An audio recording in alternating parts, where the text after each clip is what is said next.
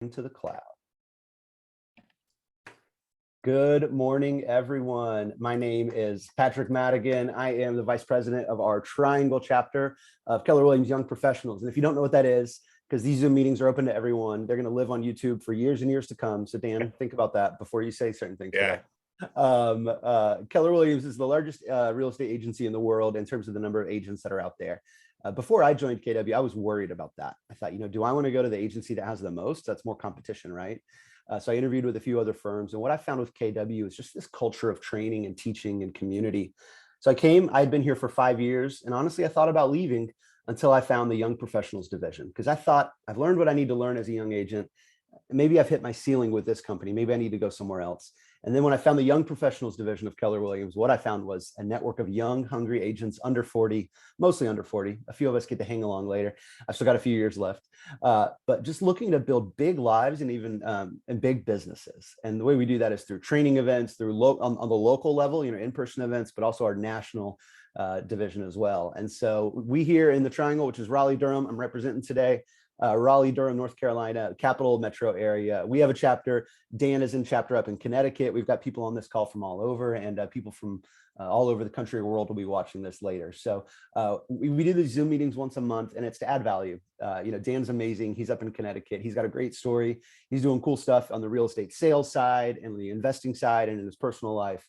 And so once a month, we just want to get together, hear your story, let people ask you questions, and everyone at least take away one nugget that they can apply to their life or something they can think about. So Dan, does that sound good to you, man? You ready to jump in? Yeah, I'm here to rock and roll. Let's go. Awesome, man. Well, hey, give me the 1 minute speed dating version on who Dan Leyden is.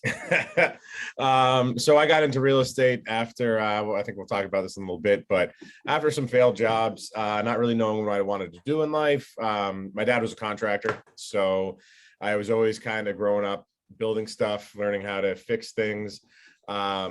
Moved down to Connecticut after I got a job. I went to school for aquaculture and aquarium sciences, which is a mouthful. It means I did not know that. Yeah, not going to get paid much. I was a commercial fisherman for a little while, which is pretty cool, but got a job down in Connecticut, moved down, lived for a year renting. Why am I throwing away this money? Bought a house, had roommates. Long story short, took money out of that and then started investing. Got my license 2016, and here I am. So, okay, 6 years later, you've had your license for 6 years. Give us a quick snapshot of about how much business you're doing right now this year and what your team structure is like. Yeah, so I started my team about 2 years ago, probably a little less. And now there's 5 of us. So it's me. I have an amazing admin that's been with me for almost 2 years. She's one of my oldest people on the team. And then 3 agents. 2 are in production and 1 is in Greece right now. Oh, nice. Yeah. She's brand new. She's going to be a rock star. I'm really excited for her. She's in Greece, the musical. She's performing on stage. That's what you mean? Yeah, no, I mean, in like the islands. The islands of Greece, yeah. Okay. So living the dream right now. And you're predominantly an agent, I would imagine, right? Or are you out of production at this point? I'm mostly out of production. I've been traveling a lot, so I've just been trying to push all of my business onto the team. And I find it's kind of my mentality is I want them to be successful. So I do have some clients I keep for myself, but having them take the clients, give them really good service, that better service than I could probably do while I'm wearing all these other hats. It's a win-win for all of us. Yeah, absolutely. And so tell me, do you have any you've got only 1 admin for 3 agents and you're kind of an ops manager of the whole team, right? You're over everything. Do you also have any VAs or any other levels? No VAs. That's probably next up. But we do have a TC, like a per file TC. Yeah, that was a big moment getting that TC originally. It just opened up my time to be bored. Yeah, absolutely. So if you're not familiar with these terms, a VA is a virtual assistant. What's up, Justin Myers from Knoxville, Tennessee? Good to see you on here, buddy. A VA is a virtual assistant. That's someone who is, not local. Often they're overseas. You're able to leverage your dollar per hour and still provide a great wage to these people who are working while they're doing virtual tasks, usually automated, like checklist type tasks from a digital perspective. And then a TC is a transaction coordinator. So when you get that file under contract, instead of someone that you're paying a certain dollar per hour, you pay a freelance contractor to just work that file, make sure all your T's are crossed and your I's are dotted, all the forms are in place, and track down any loose papers. And as agents, that is usually not our skill set. And so we're good at, like Dan said, traveling, networking. So let's jump to that right now. You said you're traveling a lot. I know we just got to see each other in Nashville, work hard, play hard. And we got to, I've also heard that you had an accident recently while you're overseas. So tell us about your travels, whether it's personal or professional. Yeah. So I play lacrosse, box lacrosse over in Czech Republic once or twice a year. I actually didn't hurt myself over there. I hurt Oh, you myself didn't? playing, Okay. it was Okay. playing the old man lax and Sunday mornings over here. So I tore my ACL, which kind of stinks. Getting surgery on Monday, which I'm not looking forward to. Oh, man. But a lot of the travel is related to Keller Williams Sports and Entertainment Group, which I know you're a part of, as well as Keller Williams Young Professionals. We've kind of built this community of traveling people. You make it sound like a circus, buddy. Yeah, it's basically a traveling yeah, circus. traveling I was trying to look for a word that didn't make us sound bad, but this traveling support group, let's call it, going from event to event, area to area, supporting Keller Williams Young Professionals, sports and entertainment, however we can, and networking is huge. The merry band of misfits. Yeah, traveling. So I've been in Nashville twice in the last month, which I've never been there before, basically. Yeah, fun city, man. I'd only been there once, like 8 or 10 years ago, but it's different when you go with Keller Williams folks. Yeah. So tell me about lacrosse. Like, is this, you're clearly pretty invested. You travel overseas once a year. You're playing in Connecticut as well. What does that mean for you as a busy real estate professional to take time away? Is it purely a hobby, or do you also do you do any team sponsorship type stuff? Are you trying to work deals within your team? Yeah, I mean, I've definitely gotten business from it. I sold, it wasn't a Keller Williams agent, but up in British Columbia, on a small island up there, one of my buddies that I play with bought a house, so I got a referral fee from it. One bought in Jersey this year, so I got a referral fee. So there's definitely been financial benefits to playing. It's really just it's another community that I'm a part of, and I like keeping the dream alive. It's that work hard, play hard mentality where we go out, we beat each other up, and then we go out and get some beers after. So yes, it's a pretty out in Czech Republic, it's a pretty special spot. That's awesome. So let's go back a little bit. What was high school Dan like? Were you aspirational? Did you want to be an entrepreneur? I mean, you don't have to tell all the stories. Jeez. But what were some of your early jobs in high school, or were you working in high school? Yeah, I mean, I started young for jobs. I think my first job was scooping ice cream for my aunt's ice cream shop. But I always had something else going on. So I grew up in Western Massachusetts, and I started kind of a maple syrup business. No way. Yeah, so, that's a sticky business, I hear. Yeah, it is pretty sticky. That was terrible. I'm a dad. I make dad jokes. Yeah, that's pretty bad. But yeah, I was making maple syrup and selling it, and then I would be at my grandparents' beach house for the summer. So I started a little lobstering business, even though I don't eat fish. And so that was kind of the start of it, high school through college, doing all of that, and a bunch of other stuff as well. So you said you had a fishing business, even though you don't eat fish, is that right? Yeah, fisher friends. Yeah, I was a commercial fisherman, and like we'd be able to have whatever seafood we wanted, and wouldn't touch it. Which is funny, because I've heard you tell the story where in that job you created a business that you did not sample the product, but in another job later you did, before real estate, right? Tell us about that experience. Yeah, so I was actually, I'll back up one other one. I was commuting to Long Island from here, which is about an hour and a half each way. Brutal. Doing tax lien foreclosure, skip tracing, basically. Oh, wow. And I didn't mind the job. It was interesting because we're finding all these people, whatever. I just couldn't take the get up at 5:30 in the morning, get home at 8. And that time I was actually renovating one of my first properties as well. So I walked into the boss's office, and I was like, hey, I can't do this anymore. He's like, yeah, I was surprised you lasted this long with that commute. So I drove home with such like a outlook on life. I was like, this is going to be great. Like, I don't have a job right now. Like, I am free. And then I knew I was good at talking to people, and I knew I was good at drinking beer. So I got a job at a brewery. And I figured, that would be a great mix. And it wasn't, liked the product. And it was just also what really I think I didn't like about it was the small reward for a sale. I'd Yeah. make 50 cents or something like that on a case of beer sale. And I would Wow. go into a store and sell 4 of them. So I'm like, great, made an extra Wow. buck. So Like, you're on the distribution side. yeah, Okay, got it. the Yep. sales rep. And go So, back to tax lien foreclosure skip tracing. There's a lot of jargon in there. What does that mean? You're finding people who aren't paying their bills? Is that right? so in Brooklyn is where we focused. The Mhm. property values, even back then, were rising incredible Mm. amounts. So there are people that bought these brownstones that their parents or grandparents had, that they owed sometimes $500,000 of taxes on it. And so the kids were like, that's way too much money. Like, I don't even know what to do. Like, the city or whatever can take it. So we would find, and a lot of people didn't know they owned these properties because Yeah. there would be a distant relative and we'd figure out their family tree and all this. And she'd be like, hey, you own this property. There's $500,000 worth of taxes due on it. We'll give you 50 grand for the title. And a lot of people would take that, especially Wow. in some of these outlying areas that have always been really, really tough areas. Now we're getting gentrified and built Yeah. up and be worth 750 or whatever it is. So Wow. it's kind of like wholesaling, but a little Yeah. different. But you're just on a salary. You're not getting a cut of that, right? I was getting some commission off of it. Okay. And we did like hard money lending for a couple Yeah. people. And Okay. basically anything that made a buck, they would Yeah. be interested in doing. So So I early learned a on, lot. you're not only are you in real estate and learning the ropes of what taxes, foreclosure, liens, hard money, short sales, things like that. You're also having some really hard conversations with people sometimes who are either avoiding their bills or they just don't even know that they exist. So Yeah. how did that translate after the brewery job for you in real estate? What sort of skills did you develop there? Yeah. I mean, I think at that time I was taking my real estate class. So I was coming home, taking a class. And I literally just played like video games during it.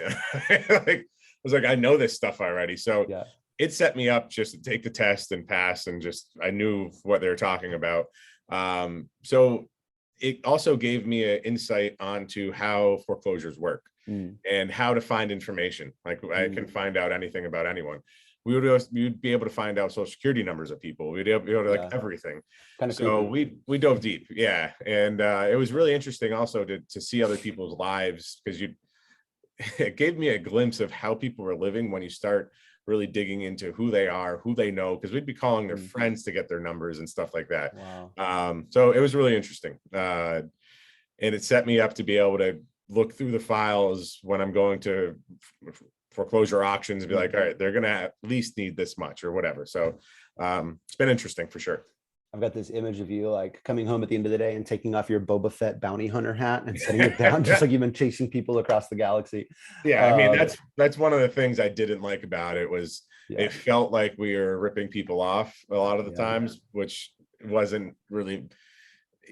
To go from that to into real estate where we're trying to protect people's equity, we're trying to take people's equity at that point. Yeah.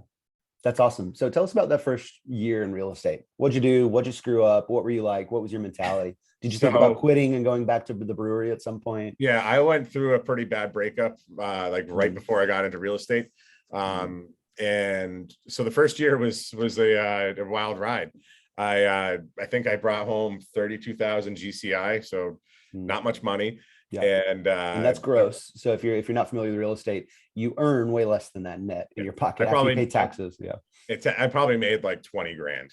Like, wasn't much, but I went to Europe 3 times. Like, I was living the life.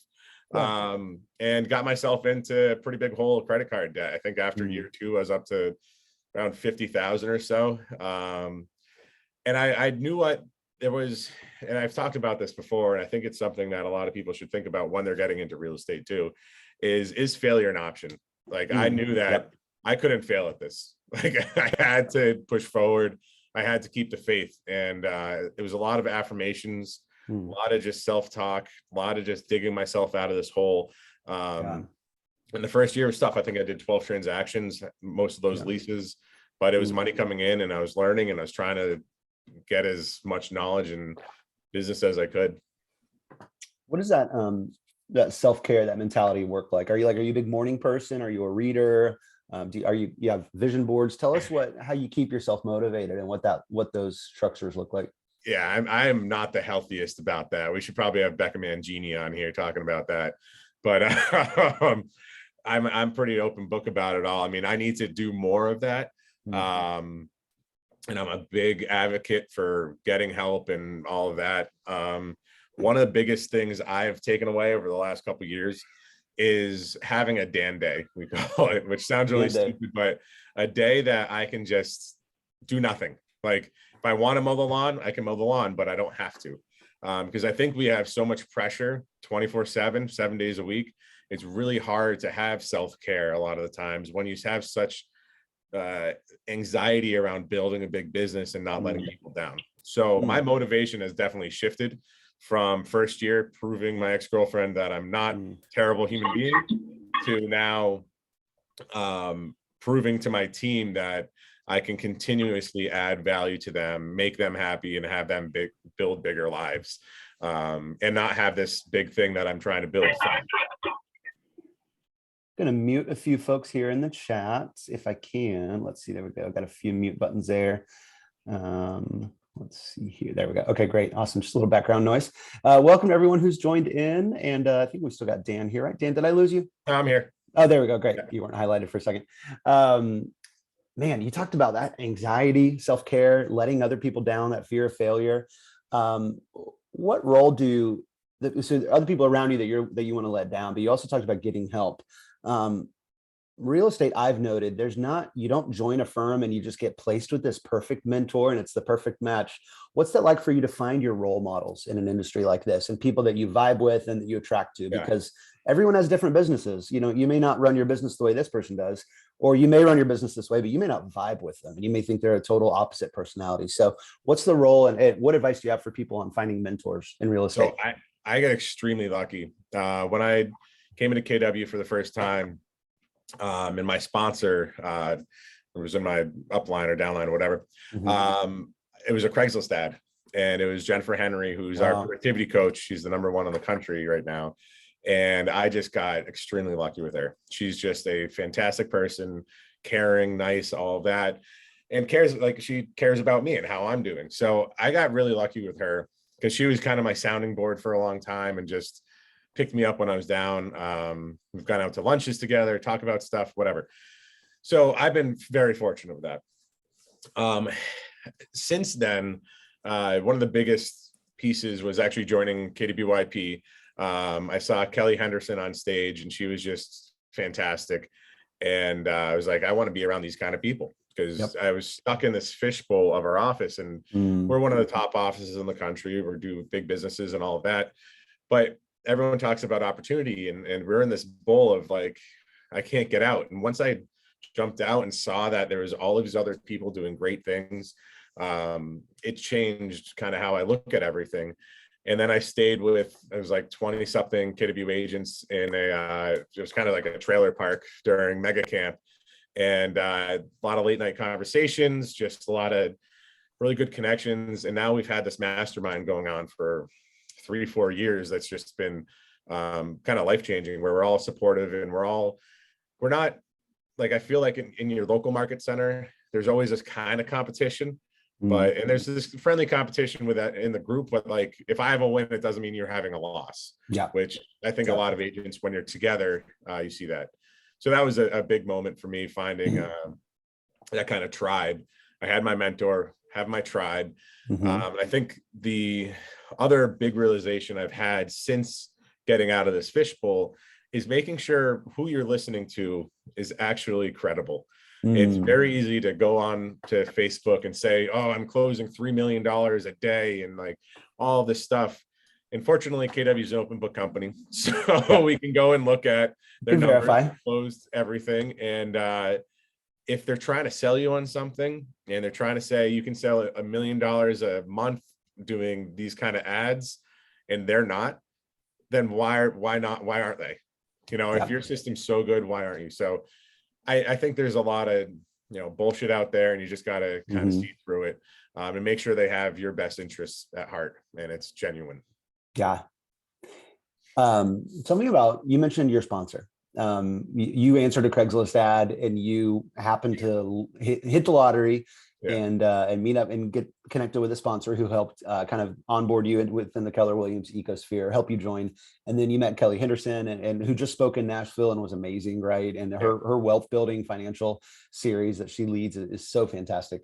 Tell me, I know you also are sponsoring many people into Keller Williams now as well. What is that like? Why are you passionate about that from a financial side and also just a giving back side? Yeah, I mean, financially, I love profit share. I get between 1,000 and 1,500 a month, so it's not life-changing money, but an extra 12 grand a year pays for my new Bronco I just bought. So like that's my vacation fun money that just goes into a different account, and I am guilt-free spending it. It's your damn day money. Yeah, it's just fun. I love it. I spent way too much money on this car, and I'm loving it. But so that's obviously a big passion to me. And I used to hate hearing this of Keller Williams changed my life, but like looking back to where I am now from where I was 5 years ago, 3 years ago, whatever, 10 years ago, it's just night and day. Financially, mentally, I mean, physically, I gained a bunch of weight, but that's COVID's fault, I'd say. But like it's, and now I do like seeing, it's obviously you get what you give kind of deal with agents, where if you're coming in and they're not plugging in and you reach out and you try to help, they're going to probably wash out of the industry. Yeah. If they're coming under your wing and you're like, hey, Dan, what about this? I try to mentor at least my first line, second line. If they want to call me, I'm an open book. And I've helped some agents get stuff closed that was just stagnant for a while, just by like, oh, of course you should just do this. So I like the problem solving of it. Yeah. And if you're not familiar with profit sharing, it's just a system that Gary Keller and the Keller Williams leadership has established decades ago that rewards us for helping bring more people into Keller Williams. It's totally optional. It's not something you have to pay for. So it's not a pyramid scheme in that regard. But it's just, it's profit sharing like many companies have out there. And so Dan, cheers, man. 1,000, 1,500 a month. That's awesome for just mailbox money that just shows up, right? It's really just attracting agents, growing a good business and living a good life. People have called me like, so what's going on over here? Like, let's come find out. The water's warm. Yeah. And that's the best way to recruit, right? Is just to live your life and to show it. And if people want to know more about it, they can, we're not going to force it down anyone's throat. So I'm not trying to cold Facebook message and post and all about it like you see some companies doing. Yeah. You mentioned Keller Williams Sports and Entertainment earlier. I know we've got Becca Ellis, Allie Parker, some other KWSE folks here on the call. I know that I have felt not spread too thin, but almost like, man, this is a lot for me to add on a whole nother division. I love my YP family so much. I love traveling. I love hopping on these Zoom calls. I love leading some Zoom calls. And now I get to do that with a whole nother division. Why did you join SE? And obviously this is a YP focused call, but all of us have big lives and we're interested in so many things. So tell me why you joined SNE and what that means to you to kind of split your time with another aspect of Keller Williams. Yeah. So I'm in KWYP, KWSE, and KW Luxury. And I see YP as a more community-based, like they're all communities, and SE is growing into a pretty big community as well. Luxury, I don't get that community feel as much. But I see YP as great networking, great everything. I learned a lot. But it was missing this other segment kind of for me, where I'm a sports player. I'm not buttoned up. I've been holding back a lot of swears. Thank you. Yeah. And I actually, before SE came out, I had a Bigger Pockets lead come through, and it was a professional baseball player. And I didn't know who he was. He's like, oh, well, like spring training starts. I'm like, spring training for what? He's like, I'm a pitcher for the Detroit Tigers. I'm like, oh, that's pretty cool. Oh, wow. Yeah. So, and me and him were just having a very normal conversation and just like saying what we wanted to say. And he was, so I felt like I'm more of I fit in with sports people too. Yeah. And it's the energy there is just really exciting. It's opened my eyes to a lot of different opportunities. I had a 6-hour layover in Nashville, and I was sitting there having beers as one does. And these guys sit next to me. I start talking to them. They're NFL scouts, and I was like, what? Perfect. So I hooked them up with KWSE, and they're having a call next week to like see how we can help each other. So it's just another big awesome community of referrals is great. It's same like YP, you got to work for them. It's another community. But also opening yourself up to these really big opportunities. Yeah.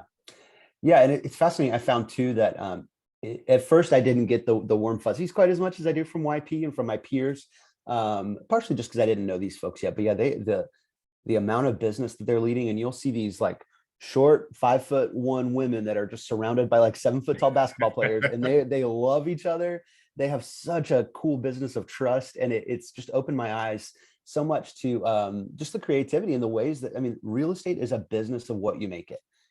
Same with YP, with SE, with luxury. I just qualified for luxury as well, finally. So I'll start seeing you on some of those calls. But the value that Keller Williams has for people to pursue whatever business they want to pursue. As soon as I got into SE, the thing that I noticed, the same with YP, is that you get to be a fly on the wall for these conversations. Even if you're not working with athletes or entertainers, you get to see people who are, and it goes back to the thing of role models, right? It changes what you believe is possible. Man, if she could do that, or if he can do that, maybe I can. Maybe I'm so nervous to talk to these NFL scouts at this bar at the airport, but we just strike up a conversation. Not that you were nervous, but you might have been. Yeah, I was when I gave me his card and texted me the next day. I was like, shoot, what do I say? How do I be that cool? Yeah. And the guy's actually an actor too. And I like pulled up his IMDb. I was like, wow, I know this guy too. So that's crazy, man. Good for you. That's great, man. So let me ask you this. What are you striving for in your business? What kind of goals do you want to hit? What things do you want to implement? What's the Leyden team working toward right now? Our immediate fire to put out is property management. So, wow. Yeah, I have a small property management company now. And I have a partner that we're continuously buying doors. We should be up to 42 in the last like 18 months. So it's been a bit of a learning curve for Maria, my admin, myself, doing all the work. And now we have to put that fire out and put someone in that seat. So finding talent, it's basically finding me 10 years ago is what I'm looking for. Someone that wants to grow the company, it's someone that knows what they're doing in code and go unclog a toilet kind of deal. So that's a goal. We want to get up to 400 units in the next 4 years. Awesome, so man. Wow. Yeah, it's a pretty big undertaking to find what we're looking for as well. And then it's because I know people who've managed close to 100 units and they're still not profitable, and it's still their sales business is still subsidizing the property management just to keep it going. It's almost like property management as a loss leader to work with more investor clients. And it was actually back this was probably a year and a half ago or so, before I started working with this partner. I already had the vision of it because I had a financial advisor. I have the inspection people, mortgage, all that kind of stuff, attorney, lender. But what do I do with my property that I just sold this investor that's asking for property management? Sure, I'll take 10% of gross. Like, why not? And then when he goes to sell, we're already know. We're next in line. So it keeps it all in our ecosystem. And you get to bring on more investors too. So with property management company, they might not want to sell for 10 years, but they might want to change property managers. I've thought about this a lot personally, so I'll need to maybe get another brainstorm with you off air. Just because it seems like something that's such a no-brainer for agents, but only if you have the bandwidth to do it. Because it is way less money for way more work from what I've noticed. I mean, we're bringing in like 25 to 30,000 in fees right now. Annually? Annually, I wish it was monthly. And we're cutting the guy a deal, or our other business a deal, but it can be profitable, but it's the grind for sure. Tell me are you able to run that through your same firm license, or is it a totally separate LLC? It's a totally separate LLC. So you have to have your own errors and emissions insurance on that and everything like that, or? Probably. Yes, he does. Yes, he does. Yes, I do. Yes, he does. Do not get any ideas. Edit that part out now. Go. You have some homework to do today. It's all our properties right now, so we haven't taken on. I'm part owner and everything. But we are going to start taking on other clients. And it was how many units you said? We're going to be up to 42 after the next one's 42. closed. And you guys are what, 50-50 owners, or? We've it's kind of interesting what we've done. So I met this guy actually at one of my listings. It was a 6 family for 1.5 mil. Oh, wow. And he's like, I want to get into investing. Like, should I buy this? Like, well, we already have offers, and I'm like, you have to be over ask. And he's like, well, should I buy it? I'm like, honestly, man, not really. Like, I can find you something better. Yeah. And he really just liked the honesty of me Yeah. saying, this is a great property, but I can do better for you. In Mhm. retrospect, I wish we bought it. So what we do is if it's on MLS, it's a we're typically 2.5% commission up here. I take Mhm. that commission, put it towards the down payment. So I'm only getting 10% equity in the property, but then I'm charging property management on top. And I can Mm. buy out as much as I want if I had more Mhm. cash. Yeah. I just am doing my own thing with my cash. So Yeah, of course. it's a Yeah. win-win for both of us because I'm not just selling him a pile of trash. Yeah. I'm selling something I have to manage. I have equity Yeah. in, and he has someone that's going to take care of it. So Wow. Yeah. it's working out And well. And as a reminder too, no matter where you are in the country, or even for people in Dan's market, there's no standard commissions. There's obviously no price fixing. So that's just what Dan's experience has been. That's my So average commission. your That's average, what I've yeah. So experienced. you're about 2.5% on these deals on Yeah, average. It could be higher or lower depending on yeah, the deal.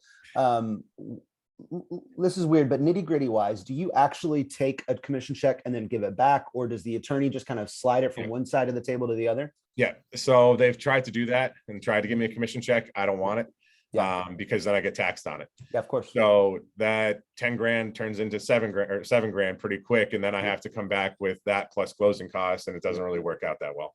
So it's Mhm. basically like a seller concession. Okay, got it. That's awesome. So you've got about that much in every single deal you guys. So you've got about 2.5% of 42 doors, Well, and then I have my own. and your So own. Yeah. Okay, got yeah, it. I got 10. I'm working on a 9 Ooh, unit right yeah. now. So Nice, man. yeah. Can you tell us like about the financing of this and what's the mentality? You're going from selling. How do you switch your brain? Because something we talked about in Nashville was every agent's first instinct should be when they get a seller lead, not, hey, how can I list this house? It's first, how can I buy this? And if that doesn't Yeah. work, then can I put it on the market? And Yeah. it's I mean, never that we want to take advantage of our clients. It's not the deal. But if it makes sense for the client's best interest and also mine for us to work together on this, let's make that happen first. So what's that mentality like? yeah. So actually, I recently went through this mentality. I have I just put one for 140,000 up, which is very inexpensive for our area.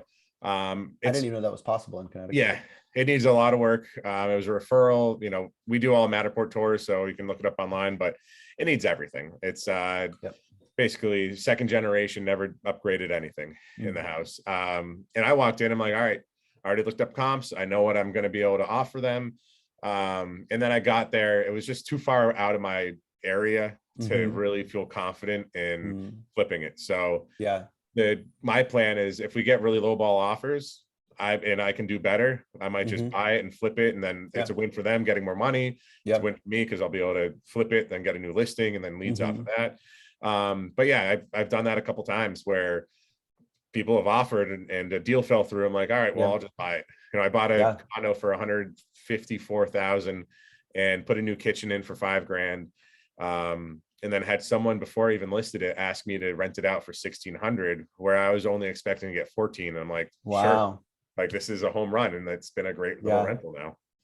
How do you run your rental comps? Um, Bedroom square footage upgrades, Mm. within Through this. your MLS, does your MLS have that Yeah, data? yeah, Okay, yeah, yeah, gotcha. Yeah. yeah. In our MLS, so many of the landlords down here rented them out either off market, like off the MLS, or on Craigslist or Facebook Marketplace if it's a private landlord, or if it's a property manager, they'll just do it only through their website. So they're kind of the Yeah. gatekeeper of their listing. So it can be tough to get good rental data. So I was just curious if you had tips on that. But Yeah, we have and a majority going through MLS. okay, Even that's some nice. like the big buildings around here. Yeah, I'm also really jealous of your small multifamilies, kind of those 4 to 25 unit buildings. Those are way more prevalent in New England and in the Yeah, Midwest than that's they that's are. our that's our bread and butter. We're looking Yeah, for anything from 1 to 5 million, at least 6 units. yeah. I want to get into some of your failures and what you've learned from them. Not failures, but learnings. So you Yeah. mentioned this when you met this investor. It was at your listing, 1.5, 6 unit. You said, "I wish we had bought it." Is that did the market just appreciate more and you didn't foresee it coming, or? Yeah, I mean, I was just new to the relationship, and Mhm. looking at it now, it's right downtown. It's a good property, good Mhm. layout, all that. Um, I would say it's a failure. I'm not like beating myself up about it, Yeah, but it would be cool to have. Like yeah. it would be a nice cash flowing property, and we could have Mhm. done well with it. I mean, my biggest mistake or regret is I bought my first rental property in Bridgeport for 45,000 or 30,000, I think. And I put 20 into it. It was blood, sweat, and tears. I did all the Mhm. work. My dad came down to help put the kitchen in, kind of stuff. I gutted the Mhm. place. during that, there was a foreclosure auction next door that like the ceiling was falling in, like all the floors were buckled, all this kind of stuff. And it went for $16,000. And like looking back, I'm like, what are those worth now, you think, fixed up? it's probably worth 250. Jeez, man. Yeah, but I was new. I didn't know, like I was over my head with what I was doing now. Yeah. Then if it was now, I'd buy it in a heartbeat. Yeah. No questions asked. It's easy to look smart when the market's appreciating, right? Oh, I bought this 3 years ago and it's already worth double its money. What's your mentality as not only someone who's personally putting their skin in the game, but you're advising property managers on the market conditions and if things could cool off a little bit? No one really foresees a crash coming, but a cool off. So what's your mentality on investing in this market? Yeah, I mean, my mentality is we don't care about appreciation. That's a bonus. You know, we're buying and holding for many, many years. So my real idea of it is, you know, we're looking for at least 10% cash on cash or ROI after everything's paid. So what happens in the worst sense that's going to happen to the crash? Rents go down 30%, rents go down 50%. Are we still going to be able to break even? You know, are we still going to be able to pay the mortgage, pay the bills, all of that? And a lot of the time it's yes, we are. So appreciation looks great. It's awesome. And we're buying in the areas that are kind of B areas. You know, they are working class. They are not really going to be affected too much by the stock market going down. You know, they're still going to work at the grocery store or whatever they're doing. So they're still going to get paid. There'll always be high demand for that kind of not luxury, but just, you know, good, you know, honest, well-kept homes, right? Yeah. And we also go ahead. Yeah, we also try to keep them really nice. Like two people just moved out overnight, or 2 units. And so we're going to put new flooring down because it's the old like laminate flooring that's all coming up and like the particle board kind of deal. And like we're going to get a better class tenant. When something breaks, we're going to fix it. Like we're not going to jerk them around. So yeah, my 2 long-term rentals that I have right now are both on like 3/4 of an acre of land and big grass lawns. And I know for myself that I'm not the best at taking care of lawns. So I paid for lawn service when I lived in those. And now I was like, you know, I'm just going to keep paying for this because I don't want to have to worry about my tenant ruining the grass. And in it, my neighbors are happier because they're not the rentals with the long grass, you know, so it's helping everyone be happy. And I always I have the luxury that I've lived in my rentals before I turn them into rentals. So I text all my neighbors. I'm like, hey, anything I need to know about the house? How are you guys doing? Anything I can help you with? Let me know if there are any issues. Like I want my renters to be good renters to y'all. And that's helped out a lot too. So, yeah, good on you guys for taking care of your units and upkeeping them, flipping them, you know, lightly flipping them as needed in between tenants. That's awesome. We're not painting over the light switches with, you know, ceiling paint. A landlord special, right? Yeah, that's what happened to the building we just bought. Like, how do you do this? Like, come on. And then it's a cycle. If it's evident that you're not taking care of it and you don't care, you're going to get tenants who don't care and don't take care of it. And then it's going to get worse. And then it's going to be the $16,000 foreclosure with the caved in ceilings and the sagging floors, you know? And so yeah, that's great that you're taking care of your properties. It sounds like you focus strictly on long-term rentals, right? Are you kind of swayed by the shiny object of Airbnbs or mobile home parks or land investing? Well, we don't really have mobile home parks out here. Fair enough. It's just not a popular thing. Airbnbs, I don't trust it. I see the market on those can shift pretty drastically depending on the area is not popular anymore, or the government says no more short-term Airbnbs. Like that is just out of your hands. The only way I do an Airbnb is if I wanted to use the property. Okay. Yeah. So if like it was your personal Airbnb as well. A ski house or a beach house or something like that, where I'm going to use it for 3 weeks, 4 weeks. And then, sure, I'll Airbnb it to cover some of the costs, but I don't want to strictly buy Airbnbs. It's just, I know a lot of people say they do well with it. Yeah. It just seems like a lot of headache. I like my first rental. They've been there for 10 years now. Yeah. Like that's the kind of people I want. Yeah, of course. They call me once a year to get recertified for Section 8 or like say there's an issue and away we go. Yeah, that's awesome. And that's what I love about real estate investing too. Just like brokerage, if you want to run your business by cold calling expireds and for sale by owners every day, you can. I don't. I run my business on client events. I'm a big in-person, gregarious, give me a hug kind of guy Yeah. with my clients. And same with you for investing. If you want the high risk, high reward of daily tenants in an Airbnb, you're going to make more money off of that usually. Comes Yeah. with a lot more heavy volume turnover, cleaners, things like that. Or if you want to get a phone call once a year, you might not make as much on your rentals, but that provides you the quality of life that you want to meet your goals, which is fantastic. Yeah. I I love love that. passive income. That's really Yeah. what I'm looking for. Yeah. It's With rentals and with profit sharing and with, yeah. really building a team. That one's not quite passive, but at least you're not running around showing properties as much anymore. And you're their backup now, which is what I'm learning with my team. It's scary Yeah. to build a team and let other people take over your It's clients. scary and Cause I love it. Like I yeah, couldn't be happier than like John just got one under contract yesterday. I'm like, hell yeah, yeah, it's awesome. that's awesome, man. And I went through this kind of funk of like, I haven't gotten anything under contract Yeah. this week or last week. I'm like, what's going on? I haven't had a Mhm. personal win, and shifting my like gratitude and excitement to them winning Yeah. is it's cool and different. Let's talk about leadership.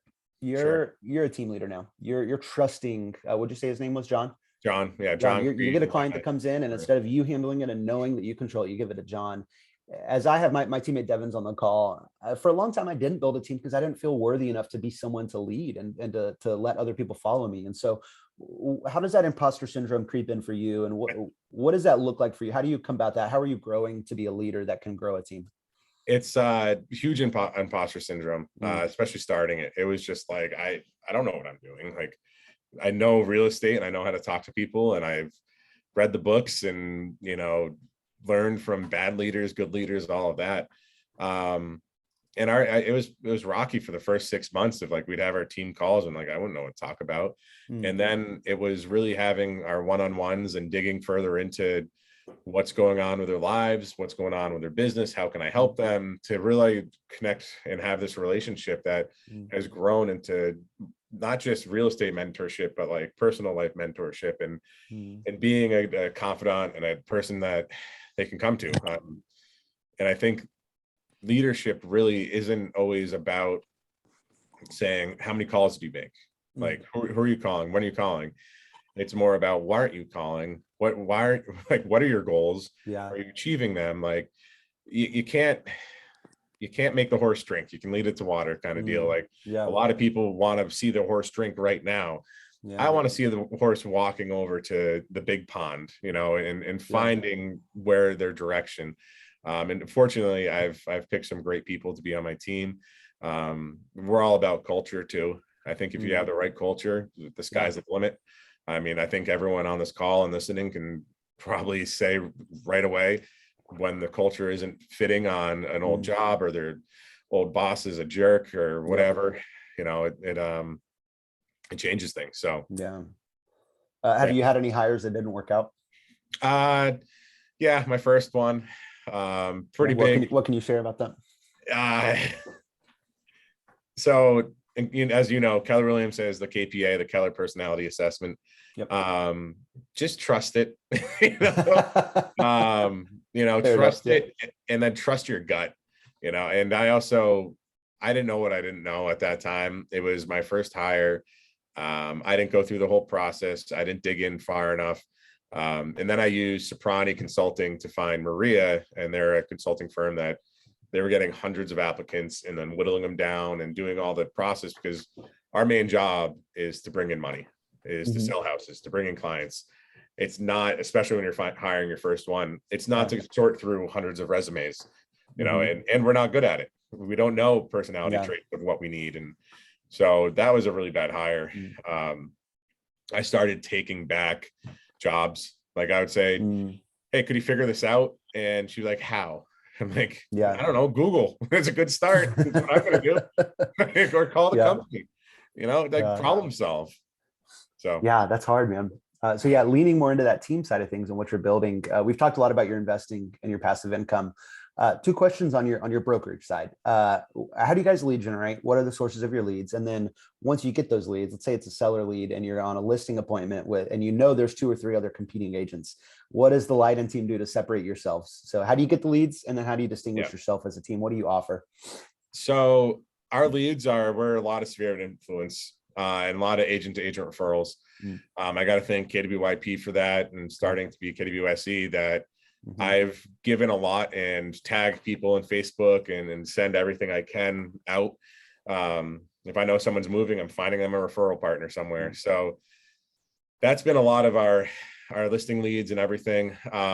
We have biggerpockets.com, has been great for investors.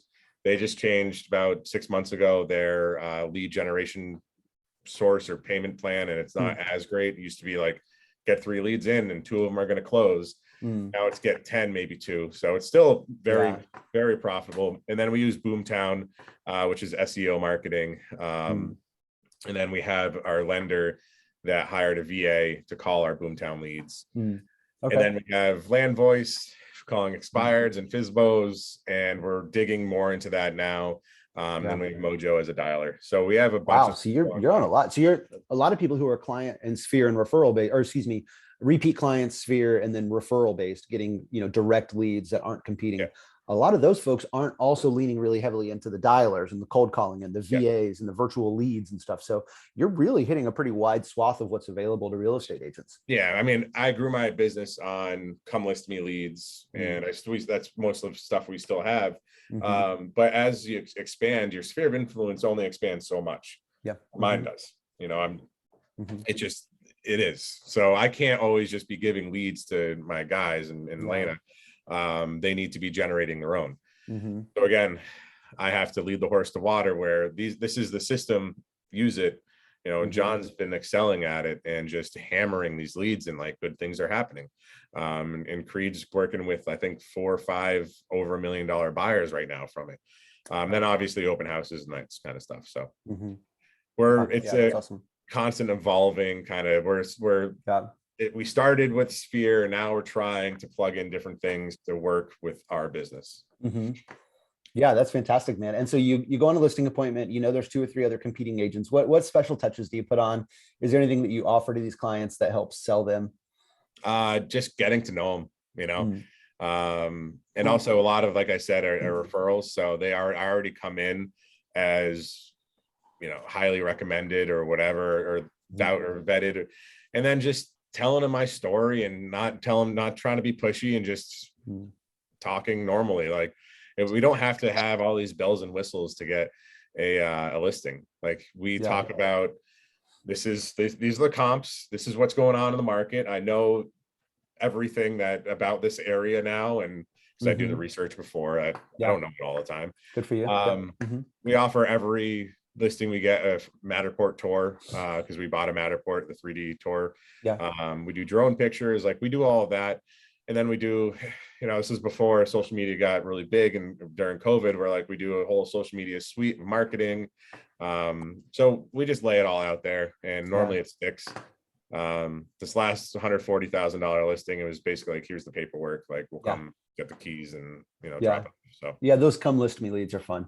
But it's good to work for it too. It keeps you on your toes, and it keeps you remember, like, what value do I offer? How can I differentiate myself? Those are kind of refreshing for me. And it's good for me to lose listings every once in a while, to lose out to another agent. It keeps me humble, and it reminds me that, I'm not the hottest thing since sliced bread, even though I may think I am at sometimes. There's always those people that you can't please. We just lost a listing we had listed, and it was 1.1 mil, is overpriced. The open houses had 0 people show up, kind of deal. Wow. Yeah. And so she was just unhappy about everything, and we ended up taking it off the market, and like, it sucks, but she was also kind of unreasonable. That's another story. But it's very humbling, because we learned stuff about it, of like what she's complaining about. We might not agree with, but she is right, because we could do a better job at that. Yeah, that's good. And that's a good humility. So just let her go. And Becca Ellis says, you don't want to work with everybody, right? That's great. And so speaking of that, in the chat, if you guys have any questions for Dan, now's a great time to unmute and ask Dan your questions before we sign off. We want to respect his hour-long commitment that he gave us here. And Dan, we can't thank you enough for your time. Really, I know you're busy. You got a lot of stuff going on, as we've learned in the last hour. So my last question is, or 2 questions. What sort of books and podcasts do you listen to or read that you want to pass on to us that could encourage us in our world?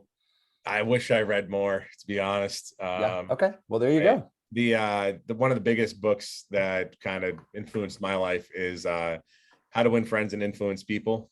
I think that's a fantastic book. Everyone should read. Yeah, is that Napoleon Hill? No, it's Dale Carnegie. Dale Carnegie. Yep, one of those I old think guys. that's just fantastic. It's been we're rereading it again, and that's kind of one of the staples of everything. I think a lot of the other books are just kind of rinse and repeat. They're saying kind of the same thing, but I think that was really the nucleus of it all. Yeah.